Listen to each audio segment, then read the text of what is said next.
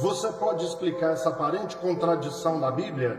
Eu me refiro lá em Lucas capítulo 13, quando Jesus estava andando de cidade em cidade, aldeia em aldeia, alguém lhe perguntou: mestre, são poucos os que serão salvos? A pergunta é clara: se quem vai ser salvo são poucos. Jesus falou assim: tem que se esforçar por entrar pela porta estreita, e muitos se esforçarão e não conseguirão. Queridos, esse texto, se a salvação é o que você aprendeu, eu estou com dois problemas sérios nesse texto. Dois problemas. Vamos lá, o primeiro.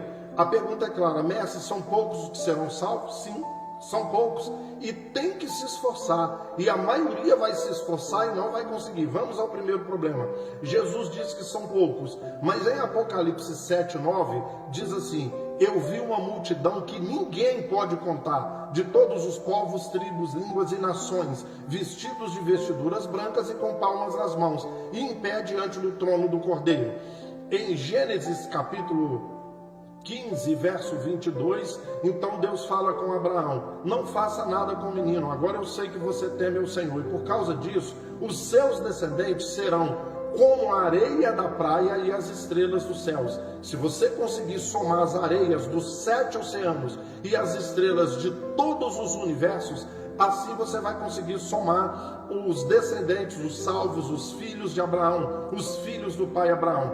E Romanos capítulo 9, 6, Paulo vai explicar: os descendentes de Abraão não são aqueles que têm o sangue de Abraão, mas aqueles que creram na promessa feita a Isaque. Então todos que creem na promessa dá uma multidão, somando as areias da praia e as estrelas dos céus. Então o primeiro problema: são poucos que serão salvos? Ou é uma multidão que ninguém pode contar, de todos os povos, tribos, línguas e nações? São poucos? Ou é uma multidão que precisa ser somada às areias de todas as praias e as estrelas dos céus? Esse é o primeiro problema.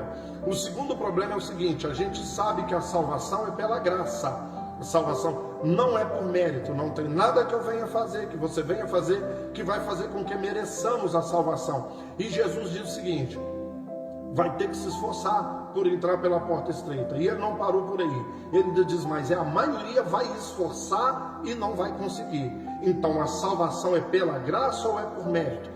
Eu não apenas tenho que me esforçar, além de esforçar eu tenho que conseguir, porque se eu esforçar e não conseguir, eu não vou ser salvo, entende? Então a salvação é para poucos ou é para muitos? A salvação é pela graça ou é pelo meu esforço, pelo meu mérito? Porque se eu esforcei e consegui, eu tive mérito. Você não esforçou e não conseguiu, você não teve mérito. E se você também não esforçou, você não teve mérito.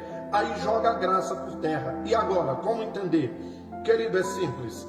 Eu já disse muitas vezes aqui na plataforma: 95% das vezes que a Bíblia fala de salvação, ela não está falando da vida para sempre, da vida eterna com Deus. Salvação é vida eterna? Sim, salvação é vida eterna. 5% das vezes que a Bíblia fala de salvação, ela está falando de vida eterna. A maioria das vezes, 95%, ele está falando de cura, de saúde mental, de saúde espiritual, de alegria e paz no meu interior, ainda que esteja dando tudo errado, ainda que nada esteja bom, esteja tudo de cabeça para baixo, de perna para o ar, catástrofes, luta, provação para todo lado, mas eu continuo em paz. Como diz Filipenses 4:7, a paz de Deus que excede todo o entendimento, acima do entendimento.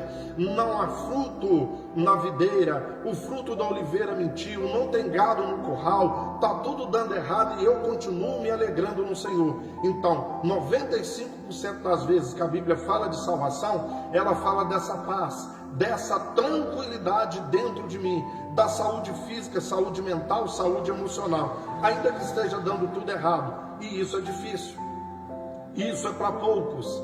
Muitos vão tentar e não vão conseguir.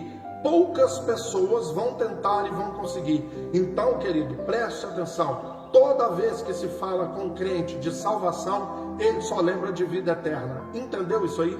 95% das vezes que a Bíblia fala de salvação, ela está falando da alegria e paz no Espírito, ainda que esteja dando tudo errado, ok? Então, mais uma dica para você, mais um aprendizado.